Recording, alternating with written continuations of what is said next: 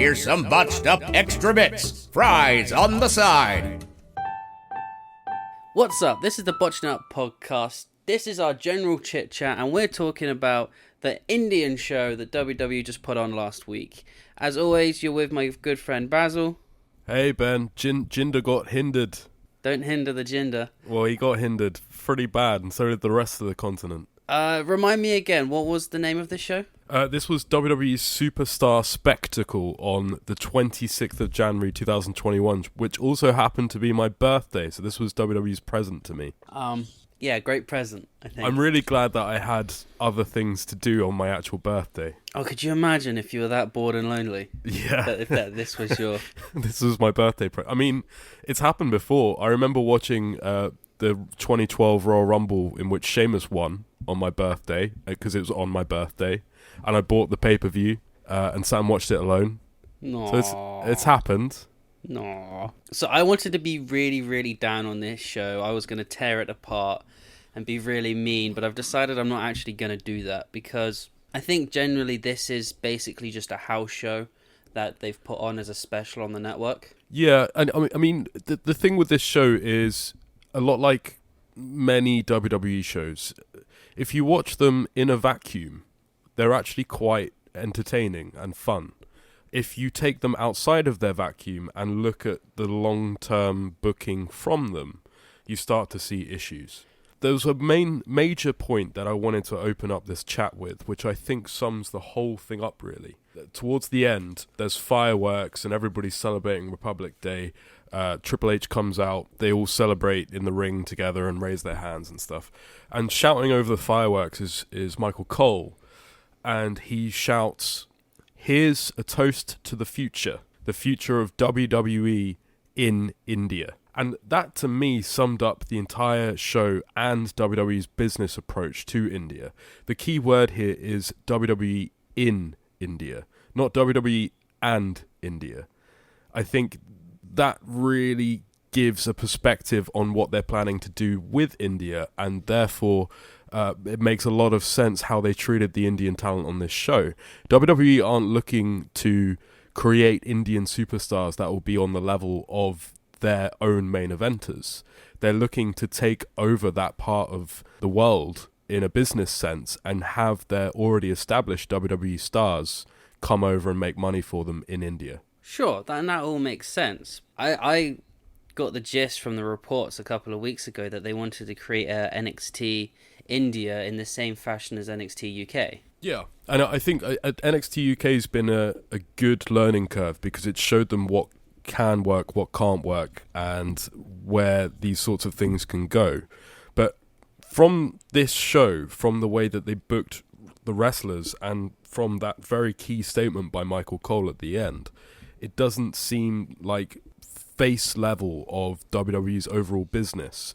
NXT India is going to be anything other than existing in its own bubble, just like WWE NXT UK exists in its own little country world. Well, it makes sense business-wise to try and just cram themselves into India. I knew that they had the second largest population in the world, but I didn't quite realise how many people it was. It's 1.366 billion people, which is a billion more people than America. America's 300 and something million. So it makes sense as a company to try and get into a country that actually has a bit of a wrestling culture. So to put your product in front of all those eyes can only make them more money, I suppose. And I don't disagree with that. It just depends what they actually want to do with their business. Because if they, at the moment, let's face it, we look at the Indian guys on the actual roster. We've got Jinder Mahal and the Bollywood Boys, both of which are somewhat cliched gimmicks aimed at a Western audience. If you really wanted to open that market in the same way that you open that UK market, you would have a guy like Drew McIntyre from Scotland who would come in as the equivalent for India without a cliched, stereotypical racial gimmick, and you'd have them become your main eventer. And I didn't see any seeds being sown for that sort of stuff on this show. Oh god, absolutely not. There was no future main eventers on this. Okay, so let's talk about the actual show. I want to talk about why I wanted to be really down on it. Because there's a bit of a catch-22 here. I understand that to put on a show like this and get people interested, they needed star power, which is why they probably included the likes of Finn Balor and AJ Styles. But at the same time, there's no way that they're not necessarily jobbers, but they're these wrestlers that we've never heard of can go over the likes of Finn Balor and AJ Styles. So there was a really weird clash of booking styles, I think, going on in this show, and that let the whole thing down. It looked like we were just railroaded over all of these potential Indian stars, and it was just a platform to make WWE look amazing. Yeah, really mixed bag, really. You either had Indian talents losing or Indian talents winning with the help of Western talents. And some guys on here actually showed a lot of potential. Some of them were pretty awful. So, for example, Guru Raj faced Finn Balor in the opener. Perfectly normal, adequate, independent sort of looking wrestler. I thought he looked a little bit green in terms of both charisma and ability. And I can completely understand why Finn Balor went over him in 6-7 minutes. Then we've got Jeet Rama against AJ Styles. That's a little bit of a different thing to me. They pushed it as the fact that Jeet Rama was a 3 times national champion. He was actually a big deal, sort of Kurt Angle in 1999 over in India. And this, to me, is where WWE not only didn't try to put future potential into these guys, but actively kind of came across as a little bit of having a smug superiority over these guys. There's a point where Rama comes in. We're told that this guy's a celebrity, basically, in India. He comes in. Corey Graves asks the Hindi announcer if he's surprised by Rama's performance against AJ Styles. No, he isn't. Because Jeet Rama supposedly is a big deal in India who's a 3 times national wrestling champion. Of all the people on the card, I liked this guy the most. And he was already there. He had the fundamentals down, but more than that, he actually looked ready to go. I liked your comparison. I also had the same thinking that he was like a future kind of Kurt Angle style gimmick, if you like. Of all the people on this card, he should have got a win. Maybe not over AJ. They should have put someone like Cesaro or Sami Zayn or like Timothy Thatcher or someone like that in this match instead of such a big name like AJ. So that Jeet Rama could have got the win. The main problem with this show is that someone really needed a win without a already established WWE star helping them win, and Jeet Rama was the guy to put that on. And you could have AJ is in a secure enough position where he actually could have taken a loss if they really wanted to push it a little bit. They used Omos they tried a little bit. They had Rama kick out of the calf cutter or the calf crusher, and they had Omos use a little bit of interference to get AJ the win. They could have just done that the other way around, like a miscommunication between Omos and AJ or something. They could have had Rama get a cheap win, but a win nonetheless. Yeah, but that still takes away from this brand new character to the screen. You know, you're putting someone in front of us who's brand new and you're telling us that he's amazing. Surely he should win. But this is the problem that I had with the show. You're talking about we're seeing a brand new character on the screen. This whole show stank of Mansoor. Yeah. If you know what I mean. Yeah. These guys are going to be pulled out once a Republic Day to showcase their talent for an hour and a half, and then you'll only see them and I believe that this is going to happen soon. I think as soon as the world opens up again with this burgeoning relationship, WWE will do the same sort of Saudi super show, but in India. And you'll see these guys get wins over people like Dolph Ziggler. But I don't see pretty much any of these guys going on to a main roster position, apart from, what was his name? Giant Sanjir, who was a 7-foot-something man and was put in a tag team with Dilsha Shanky, and the difference between those two couldn't have been more pronounced. Giant Sanjir looked great. He knew where the camera was. He knew what he was doing. He did good big man stuff. Dilsha Shanky, despite being 7 foot tall, looked like a deer in headlights. He looked like one of those Make-A-Wish kids that got into the ring with his favourite wrestlers. Yeah. They kind of both did, because at the end they celebrated with tiny Rey Mysterio and tiny Ricochet. Oh, dude, did you see when they went to ad break and Rey Mysterio and Ricochet are sort of lying underneath them like dogs? Went onto all fours under their legs, yeah. So weird, man. Because they're so big. They gave me really uncomfortable vibes. Because I already kind of felt like Ricochet was a bit of a bitch, you know? Yeah. Yeah. Well, okay, so that's the first 3 matches. Got through this fast, Jesus. Yeah, nothing too special there. We got New Day introduce a special performance by Spinning Canvas, and the Street Profits come out and interrupt for no good reason. And then I think I told you over what did you say over Messenger, whether this was a legitimate, like, authentic thing, or whether WWE was putting something stereotypical out there just to sell the Indian gimmick. Yeah, so I can't say either way, because I mean I wouldn't be aware of the cultural significance of these sorts of things. I compared it to WWE coming over here and giving us a Salvation Army brass band instead of Ed Sheeran. Again, I don't know. Maybe traditional Indian music is a focal point of the entirety of the culture, but I'm just comparing it to England. And WWE's done this sort of stuff before, where they had Santino Morello come out in a Sherlock Holmes costume, and it kind of felt a little bit like shoving what is presented as Indian culture from the perspective of everybody else onto the show itself. And there would be nothing wrong with them doing something traditional like that, but you can tell they didn't even put that much money in it. God bless them, this group that they had got, I don't think are the most professional of dance troops. I'm pretty sure Michael Cole mumbled that they were from like Florida's own or something. Yeah, that feels right. Yeah. I don't know, like, just the choreography, they weren't in time with each other, and all their outfits mismatched, and it didn't seem like they were honouring India very well. It sounds like you were paying far more attention to this dance routine than me. Well, I mean, there was a nice lot of colours, man. There was a lot of colours. Yeah, but like when you, alright, it doesn't matter. We're meant to be talking about wrestling, not dancing. Are you a little bit of a under the radar expert, bro? Absolutely not. But it was just when they all got into line, all the colours were all over the place instead of it being in a pattern. And I feel like if it was a proper dance group, they would have got that shit right.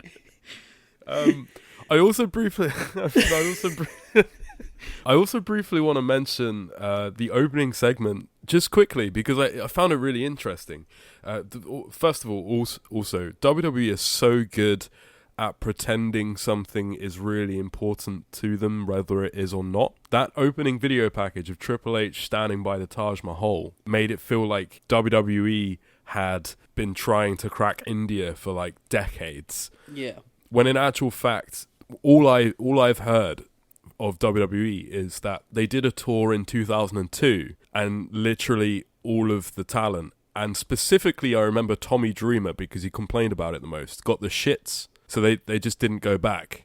They just haven't bothered since. Yeah, I think they all got dysentery or something. I think they had bad food or something like that. So they didn't go back until 2016. What I find interesting here, though, is that I had no idea that WWE did a tour of India in 1996. And you see Bret Hart holding the WWE Championship in India. I just got a kick out of that personally.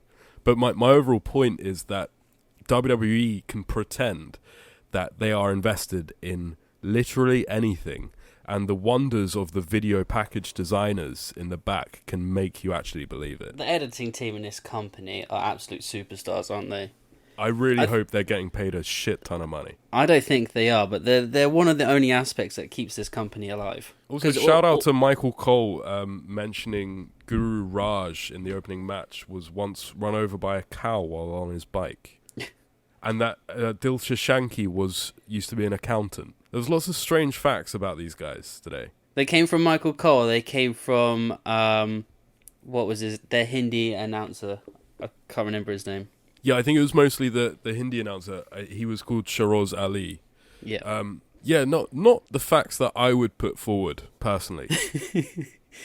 Just little things. Felt a little bit Excalibur. So the women's tag team match is 3 main roster women with Serena Sandhu. Yep. And yeah, she seemed alright, but again, she didn't really get much offense in. There was points when it was just Charlotte versus Natalia, and it just felt like we were watching an episode of Raw. Serena Sandhu, again, I can't really fault most of the Indian talent on this show. They all, give or take a couple, showed me something.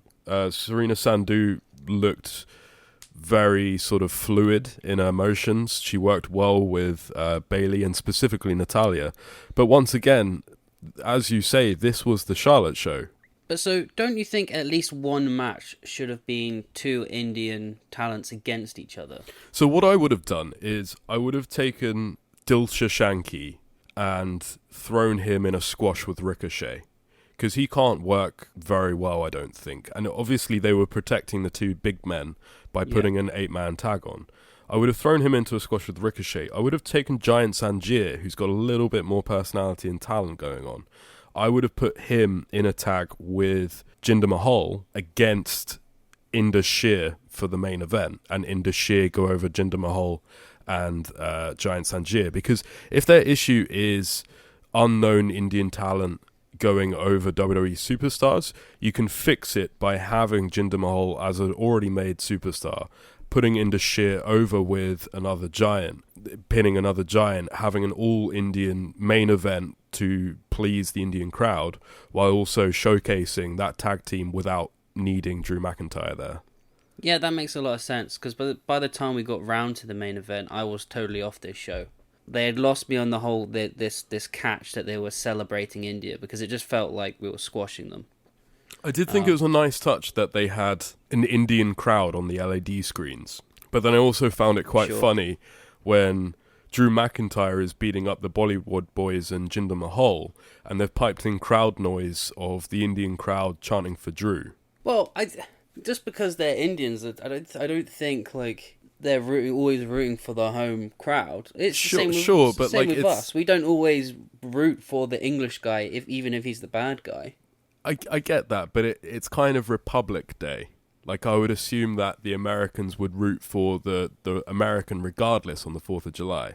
I guess so, sure. The main event, we've got Jinder comes out and he does a promo. McIntyre interrupts, and it's Jinder and the Bollywood Boys versus McIntyre and Indus Sher.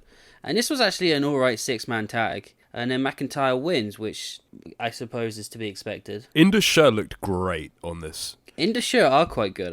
Everything they've done in NXT so far I've quite liked. Well, I didn't really know what happened to them on NXT. I was really enjoying them. They were with, I think, Malcolm Mavelli.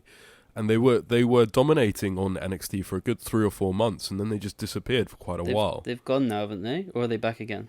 They're just nowhere to be found. And they've lost their guy. The manager. Yeah, they've lost the manager. I really hope they don't go the way of... I can't even remember their names, bro. There was 2 big guys together who were on Raw for like a month or 2. They were around when Seth Rollins first turned heel, and they were quite a big deal on NXT. I think Razor, and they just got quietly fired within 6 months. I have no idea why. One of them got injured, and then they couldn't do anything with the other guy. I didn't know they'd been let go though. Yeah, I'm hoping for bigger things for Indus Sher, but at the same time, these guys are so big and so formidable. I'm not really sure how much of a longevity they would have in a tag team environment. Well, maybe with a whole Indian company, they might be like a big thing. So this was the main thing that I wanted to ask you from the show. The show itself, for me, I was entertained by it. I think maybe because you made me go in with such low expectations because you had higher expectations yourself, maybe. Yeah. But I found this an enjoyable little show. I wasn't expecting it to blow my mind. But coming out of this, where do you see the relationship with India going? Oh, sorry, in India, not with.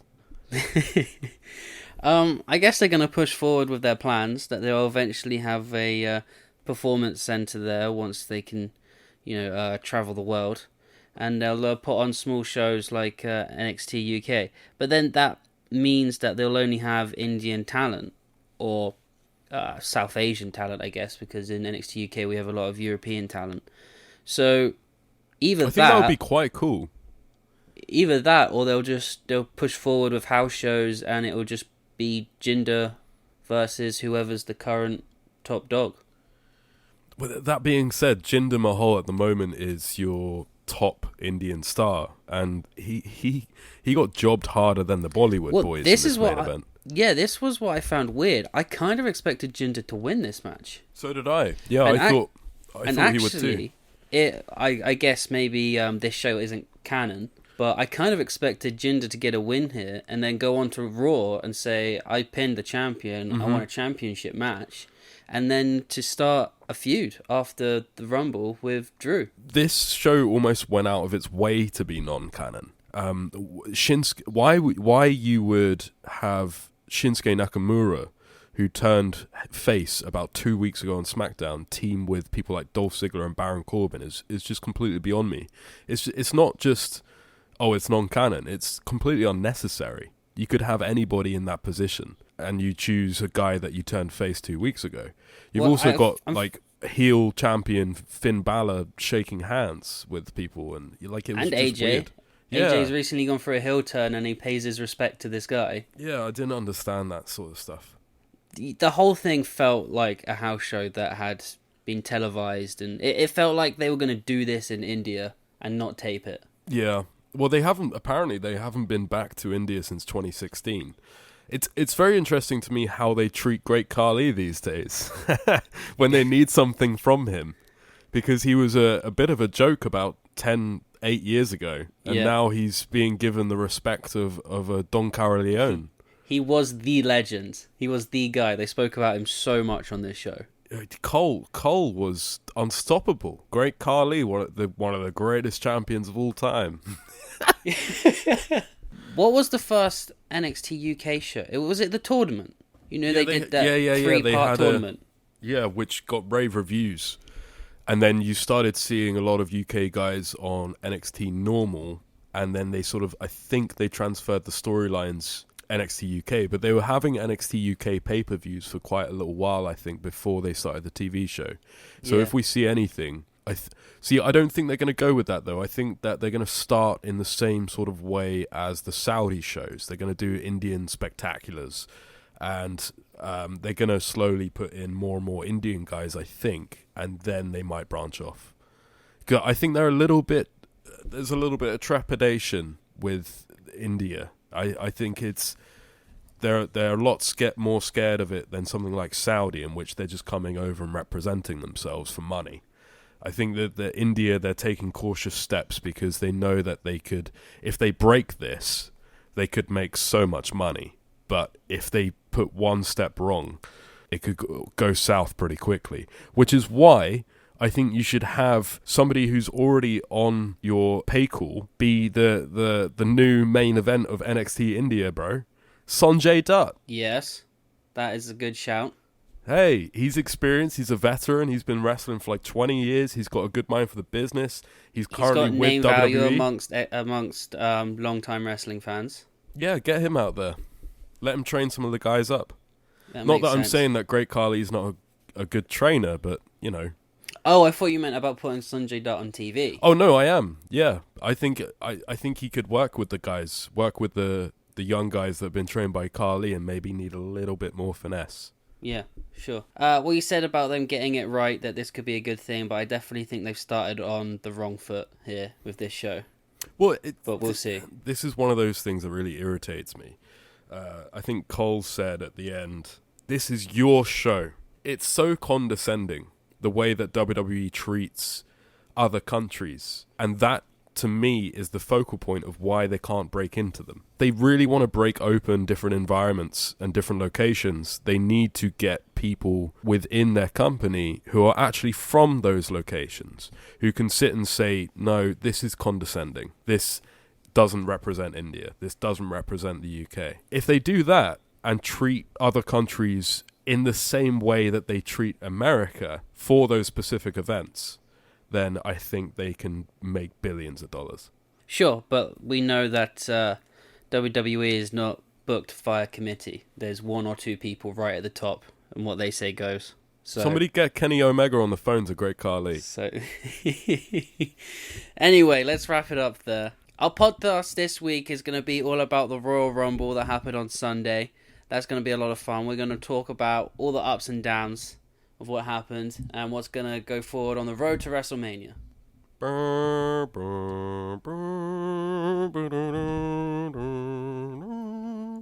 Brother. Like, share, and subscribe to keep it botched up, brother.